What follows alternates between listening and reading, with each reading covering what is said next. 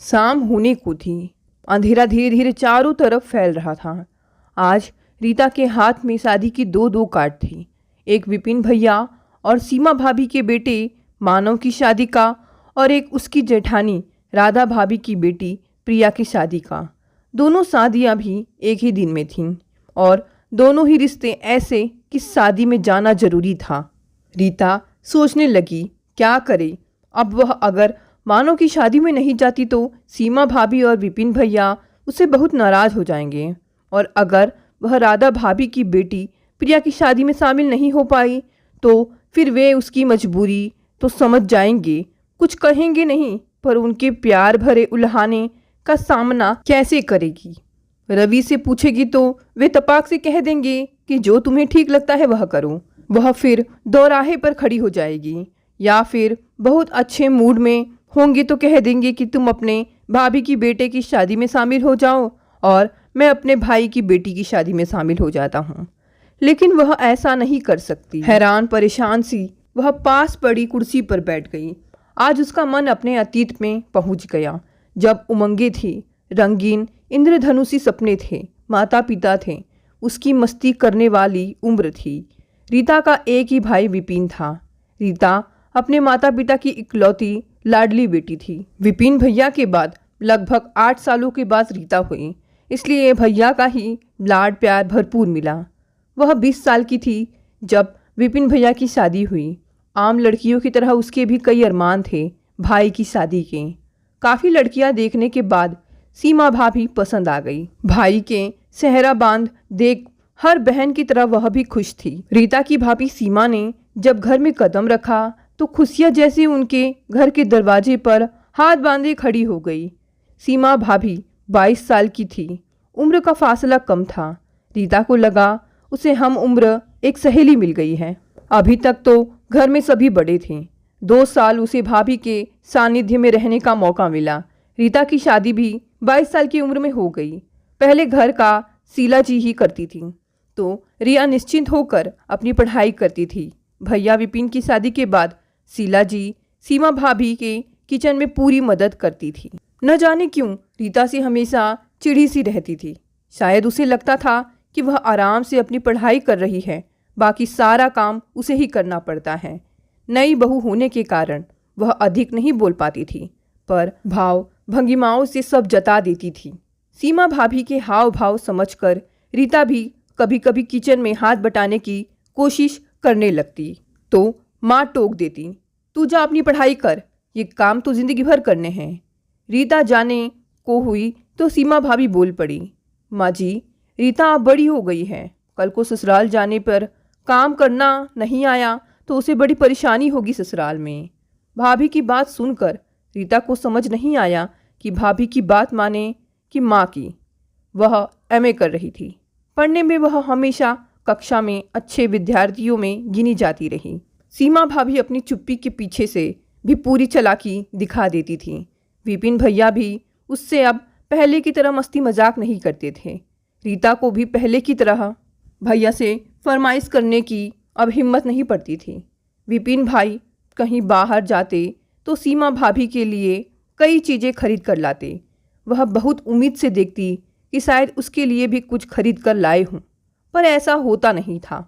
उसे किसी बात की कमी नहीं थी, पर भाई का कुछ न लाना जता देता कि अब उनकी ज़िंदगी में उसकी कोई अहमियत नहीं रह गई है।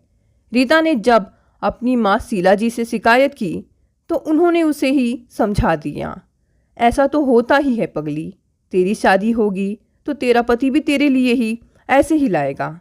पति के लिए पत्नी सब कुछ होती है। रीता ने मासूमियत लहजे में पूछा, और लोग कुछ नहीं होते? होते हैं, पर पत्नी से कम ही होते हैं। 2 साल तक भाभी का व्यवहार समझते हुए भी उसने अधिक ध्यान नहीं दिया।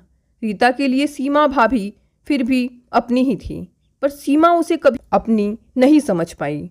उसके 22 के होते होते माता पिता ने उसके लिए लड़का देखना शुरू कर दिया। रवि की अच्छी सरकारी नौकरी थी। उसके घर में 2 भाई व 1 बहन और माँ थी। वहाँ सब कुछ अच्छा देखकर रीता का रिश्ता तय हो गया और फिर उसकी शादी हो गई। शादी हो जाने के बाद उसने सोचा कि अब सीमा भाभी के साथ उसके रिश्ते सहज हो जाएंगे। जब वह कभी भी आएगी तो भाभी भी उसे पूरा सम्मान देगी। यह सिर्फ उसकी सोच थी, ऐसा कभी हुआ नहीं। शादी करके जब रीता ससुराल पहुंची तो ससुराल में सभी ने उसे हाथों हाथ लिया, पर घर में राधा भाभी का ही राज था। वे पूरे परिवार पर छाई हुई थी, सास, ननंद, वह यहाँ तक कि उसके पति रवि के दिलो दिमाग पर भी वही राज कर रही थी। वह अनायास ही ईर्ष्या से भर उठी। मायके जाती तो वहाँ सब सीमा भाभी का, तो यहाँ सब कुछ राधा भाभी का। धीरे धीरे न चाहते हुए भी उसके मन में अपने जेठानी के प्रति ईर्ष्या की भावना घर कर गई। रवि से कुछ पूछती तो एक ही जवाब मिलता कि राधा भाभी से पूछ लो, साड़ी खरीदनी है साथ चलो, तो उसे जवाब मिलता राधा भाभी के साथ चली जाओ, या फिर चलो भाभी को ही साथ ले चलते हैं, उनकी पसंद बहुत अच्छी है, खाने में क्या बनाऊं भाभी से पूछ लो। लता जी भी बड़ी बहू राधा से पूछे बिना कुछ करती न थी। उसे सब प्यार करते पर महत्व राधा भाभी को ही देते। भाभी के साथ समझौता करना उसे अच्छा नहीं लगता था। राधा भाभी भी उसका रुख समझकर बहुत संभल कर चलती, पर कुछ ना कुछ हो ही जाता। अगर राधा और उसके पति वैभव कहीं जाते तो बच्चे घर छोड़ जाते। बच्चों को चाचा रवि के साथ घूमने की आदत तो पहले से ही थी। अब रीता चाची भी आ गई हैं, तो क्या वे दोनों कहीं भी जाना चाहते तो दोनों बच्चे भी उनके साथ लग लेते। वह रवि पर भुनभुनाती, नई शादी हमारी हुई है या भैया भाभी की, वे दोनों तो अकेले जाते हैं और हमारे साथ ये दोनों लग जाते हैं। तो क्या हुआ रीता, उन्हें इस बात की समझ थोड़े ही है, बच्चे ही तो हैं। ये ऐसे ही हमारे साथ जाते रहें तो जब तक ये बड़े होंगे तब तक हम बूढ़े हो जाएंगे। अरे जब हमारे बच्चे होंगे तो उन्हें भाभी संभालेंगी, तब हम खूब अकेले घूमेंगे। जरूर संभालेंगी, अपने तो संभलते नहीं, रीता चिढ़ते हुए कहती। उसका मूड समझकर राधा भी बच्चों को जबरन रोकती। न मानने पर एक दो थप्पड़ तक जड़ देती। बच्चे रोते तो उन्हें रोता देखकर रवि का मूड खराब हो जाता, और रवि का मूड खराब देखकर रीता का मूड खराब हो जाता, और जाने का सारा मजा किरकिरा हो जाता। उसे तब राधा भाभी पर और भी गुस्सा आता, लेकिन जिन बातों में वह राधा भाभी के साथ समझौता नहीं करना चाहती थी, उन्हीं बातों में वह अपनी स्वयं की सीमा भाभी के साथ समझौता करने की कोशिश करती, उन्हें खुश रखने का प्रयास करती ताकि उनके साथ संबंध अच्छे बने रहें। विपिन भैया सीमा भाभी कहीं जाते तो थोड़े दिन के लिए मायके आने के बावजूद वह भाई के बच्चों की देखभाल करती, उन्हें अपने साथ घुमाने ले जाती, चॉकलेट आइसक्रीम वगैरह खिलाती, पर सीमा भाभी उसे फिर भी खास अहमियत न देती। रीता उस घर को अभी भी अपना घर ही समझती, फिर वहीं पहले वाला हक ढूंढती, पर उसकी सारी कोशिशें बेकार हो जाती। सीमा उससे मतलब का रिश्ता निभाती, इसलिए उनने आत्मीयता कभी नहीं आ पाई। वह जब जब सीमा भाभी के साथ किचन में कुछ करने की कोशिश करती तो सीमा उसे साफ जता देती कि अब उसको रीता का अपने किचन में छेड़खानी करना पसंद नहीं। वह 2-4 दिन के लिए आई है, माँ के साथ बैठे और जाए। धीरे धीरे वक्त बीतता गया। जब रीता माँ बनी, सास लता जी तो बुजुर्ग होने की वजह से उसकी अधिक देखभाल नहीं कर पाई, पर राधा भाभी ने अपना तन मन लगा दिया, माँ जैसी देखभाल की। देखा रीता भाभी कितना ख्याल रखती है तुम्हारा, मैं कहता था ना कि उन्हें समझने में तुम गलती कर रही हो। राधा भाभी की देखभाल से वह पिघलने को होती तो रवि की बात से जल भून जाती। पहले बच्चे के समय जब शीला जी ने कहा कि अब थोड़े दिन के लिए मायके आ जा, तो 1.25 महीने के बच्चे को लेकर वह मायके चली आई। रवि से कह आई कि बहुत दिनों बाद जा रही हूँ, इसलिए आराम से रहूँगी, तुम्हें तो वैसे भी मेरी ज़रूरत नहीं है। राधा ने जाने की बात सुनी तो मना किया, तुम अभी कमज़ोर हो रीता, खुद की व बच्चे की देखभाल नहीं कर पाओगी, यहीं रहो, थोड़े महीने बाद चली जाना। नहीं भाभी, मुझे देखने के लिए मेरा परिवार है, मेरी माँ व भाभी मेरी देखभाल करेंगी। सीमा भाभी का स्वभाव जानते हुए भी वह बोली। मायके पहुंची तो खुश थी, वह इस बार लंबे समय के लिए आई थी। जब घर पहुंची, भावुक होकर माँ व सीमा भाभी से मिलना चाहा, पर भाभी का उकड़ा मुंह देखकर उत्साह पर पानी फिर गया। शीला जी भी बहुत उत्साहित नहीं दिखी। उसे लगा माँ ने रिवाज निभाने व उसका मन रखने के लिए उसे मायके आने को कहा था। शायद उन्हें सचमुच विश्वास नहीं था कि वह आ जाएगी। ससुराल में राधा भाभी उसके आगे पीछे घूमकर उसका ध्यान रखती थी, बच्चे की पूरी देखभाल करती। सास हर समय सबसे उसका ध्यान रखने को कहती। उसका बेटा सबकी आंखों का तारा था। वहीं मायके में माँ की भी काम करने की एक सीमा थी। फिर भी उनका पहला ध्यान अपने पोते पोतियों पर रहता, नहीं तो बहू की नाराज़गी मोल लेनी पड़ती। सीमा भाभी को तो उसकी देखभाल से मतलब ही नहीं था। जो खाना सबके लिए बनता वही उसके लिए भी बनता। एक दिन रात में उसे तेज ज्वर आ गया। तबीयत खराब होने की वजह से वह बच्चे की देखभाल भी नहीं कर पा रही थी। शीला जी ने रोते हुए बच्चे को उठा लिया। रीता में शक्ति नहीं थी। उल्टियाँ हो रही शीला जी ने हार कर उसके विपिन भाई के कमरे का दरवाज़ा खटखटाया। बहुत मुश्किल से भाई की नींद खुली। उसने दरवाज़ा खोला। बेटा, रीता की तबीयत ठीक नहीं है, बहुत तेज बुखार है, उल्टियाँ भी नहीं रुक रही है। क्या माँ, तुम भी ना छोटी छोटी बातों के लिए जगा देती हो। अरे परहेज वगैरह वह कुछ करती नहीं, हाजमा बिगड़ गया होगा, कोई दवा दे देती, बेकार में नींद खराब कर दी। सब कुछ करके देख लिया बेटा, तो बुखार की गोली दे दो। इतनी रात में मैं क्या कर सकता हूँ। और तुम भी माँ, कहाँ की जिम्मेदारी ले ली। उसे अपने घर भेजने की तैयारी करो, उनकी जिम्मेदारी है वही संभाले। सो जाओ, अभी सुबह देखेंगे। कहकर विपिन भैया ने दरवाज़ा बंद कर लिया। शीला जी लौट आई। न रीता ने कुछ पूछा, न माँ ने कुछ कहा। उसने सब कुछ सुन लिया था। सारी रात वह दर्द से तड़पती रही। माँ सिरहाने बैठी रही, पर भाई भाभी सहानुभूति जताने की कोशिश भी नहीं की। सुबह बुखार कम हो गया, पर तबीयत फिर भी ठीक नहीं थी। लेकिन भैया भाभी ने यह पूछने की जहमत नहीं उठाई कि रात में तबीयत ठीक नहीं थी, अब कैसी है। वह सोच रही थी कि उसकी इतनी तकलीफ़ में तो ससुराल में रात में पूरा घर हिल जाता, यहाँ तक कि बच्चे भी उठकर बैठ जाते। यहाँ माँ के अलावा सब सो रहे थे। सोचते सोचते उसका मन भारी सा हो गया। किस गलत फहमी में बंधी हुई वह बार बार यहाँ आती है और भैया भाभी के द्वारा अपमानित होती है। क्या खून के रिश्ते ही सब कुछ होते हैं?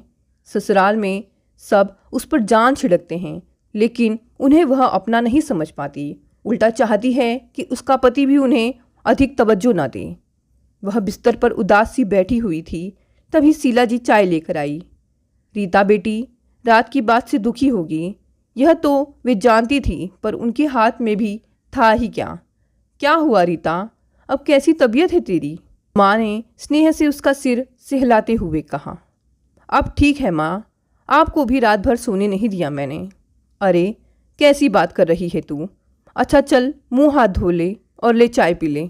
रीता चुपचाप चाय पीने लगी। माँ ने अपना कप उठा लिया। दोनों चुप थे, पर दोनों के दिल की बातों से परेशान थे। माँ, मेरी तबीयत अगर ऐसी ससुराल में खराब होती तो राधा भाभी सारा घर सिर पर उठा लेती। अचानक रीता बोली तो शीला जी समझ गई कि रीता क्या कहना चाहती हैं। वे धीरे से उसके पास खिसक आई। रीता, तू जिन रिश्तों की जड़ों को सींचना चाह रही हो वे खोखली हैं, सूखी हुई हैं बेटा। खून के रिश्ते ही सब कुछ नहीं होते। जितनी कोशिश उन्हें अपनी भाभी के साथ बनाने की करती है, उसका अंश मात्र भी अपने ससुराल वालों के साथ करेगी तो वे रिश्ते लहलहा उठेंगे। जो रिश्ते तेरी तरफ कदम बढ़ा रहे हैं उन्हें थाम, उनका स्वागत कर। जो तुझसे दूर भाग रहे हैं उनके पीछे क्यों भागती है? माँ उसके और अपने मन के झंझावतों को शब्द देती हुई बोली। ये तेरी मृग तृष्णा है। कभी न कभी भाभी तेरे प्यार को समझेंगी और तेरी तरफ कदम बढ़ाएंगी। कुछ लोग प्यार की भाषा को कभी समझ नहीं पाते, पर तू प्यार की कीमत समझ। अपनी राधा भाभी के प्यार को समेट ले। वही है तेरे भैया भाभी जो तेरे सुख दुख में काम आते हैं, तेरा ख्याल रखते हैं, तेरे अच्छे बुरे व्यवहार को तेरी नादानी समझकर भुला देते हैं। शीला जी उसे पहले भी यही बात कई बार समझाना चाहती थी। उसके प्यार का बहाव ससुराल की तरफ मोड़ना चाहती थी, पर रीता समझना ही नहीं चाहती थी। पर आज पता नहीं क्यों माँ की बात समझने का दिल कर रहा था। उनकी बातें उसके अंतर्मन को छू रही थी। शीला जी चली गई तो वह अपने आप में गुमसुम सी हो गई। जब उसका पथरी का ऑपरेशन हुआ था तब भी कैसे सास व राधा भाभी ने दिन रात एक कर दिया था, और यहाँ भैया भाभी ने बस एक फ़ोन कर अपने कर्तव्यों की पूर्ति कर ली थी। ससुराल में सभी ने तन मन धन लगा दिया था। ननंद भी ऑपरेशन के समय 2 दिन के लिए उसके पास आई थी। आज पिछली सारी बातें जैसे साफ हो रही थी। उसकी आंखों पर पड़ा भ्रम, वह मोह का पर्दा हटा था। आज पहली बार वह समझ रही थी कि जो उसे अपनाना चाह रहे थे उन्हें वह ठुकरा रही थी, और जो उसे ठुकरा रहे थे उन रिश्तों के पीछे वह भाग रही थी। सच वे भी तो भैया भाभी हैं जिनसे उसे प्यार मिलता है। उसके ना सही उसके पति के हैं तो उसके भी हैं। वे रिश्ते भी तो उसके अपने हैं। वह उठकर चुपचाप सामान पैक करने लगी। तभी माँ कमरे में आ गई। क्या कर रही है रीता? उसे सामान पैक करते देख कर शीला जी बोली। अपने घर जा रही हूँ माँ, अपनी राधा भाभी के पास। माँ चुप हो गई। दोनों माँ बेटी बिना शब्दों के कहे भी एक दूसरे के दिल की बात समझ गई थी। दूसरे दिन रीता ससुराल लौट आई। धीरे धीरे समय कुछ साल आगे सरक गया। उसके बच्चे थोड़े बड़े हो गए। फिर उनका तबादला इंदौर से दिल्ली हो गया। समय धीरे धीरे सरकता रहा। माता पिता व सास का साथ समय के साथ छूट गया। शीला जी के जाने के बाद कानपुर जाना बंद हो गया, लेकिन इंदौर राधा भाभी के पास त्यौहार व छुट्टियों में जाना बना रहा। तभी घंटी की आवाज़ सुनकर वह चौंक गई। शायद रवि ऑफिस से लौट आए थे। वह वर्तमान में लौट आई और उसने उठकर दरवाज़ा खोल लिया। क्या बात है रीता, बहुत खोई खोई सी लग रही हो। तबीयत ठीक नहीं है क्या? रवि उसे इस कदर उदास देखकर बोले।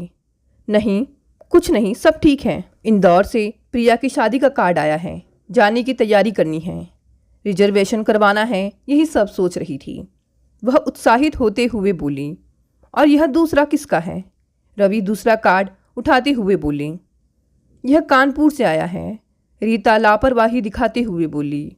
आप बैठकर देख लो, मैं चाय बनाकर लाती हूँ, कहकर रीता उठकर किचन में चली गई। थोड़ी देर बाद 2 कप चाय बनाकर ले आई।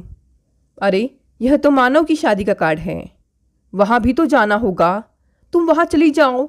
मैं नहीं नहीं, रीता बीच में बात काटती हुई बोली।